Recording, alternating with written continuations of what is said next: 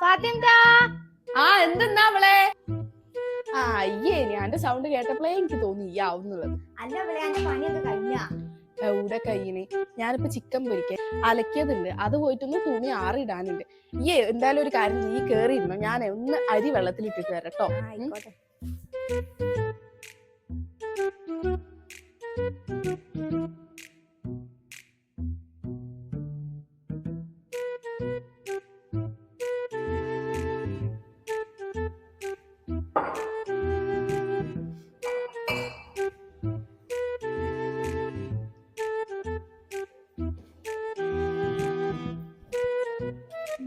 എവിടെയാണ് അല്ല നാട്ടെ പണിയൊക്കെ കഴിഞ്ഞാ?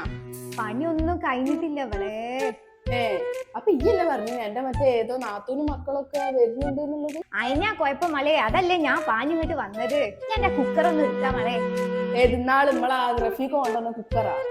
അതിനെ ഇവിടെ അത് ഇന്നലെ നമ്മളെ റുക്കിയേറ്റ വന്ന് ചോദിച്ചിരുന്നു. ഞാൻ എന്തായാലും നോക്കിയിട്ട് വരാം.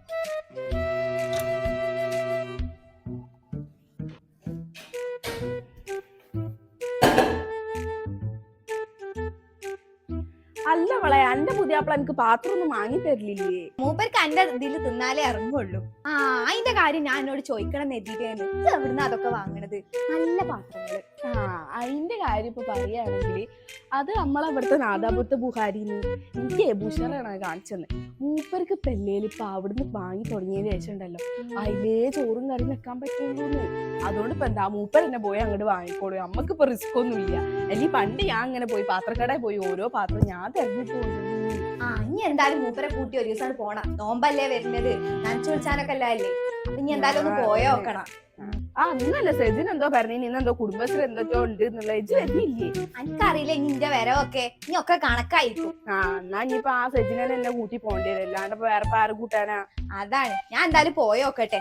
ഇപ്പൊ പോയാലും എന്തേലും ഒക്കെ നടക്കുള്ളൂ. ആയിക്കോട്ടെ. പിന്നെ വരുമ്പോ കുക്കർ ഇവിടെ വെച്ചിട്ട് ആയിക്കോട്ടെ പോയിട്ടോ.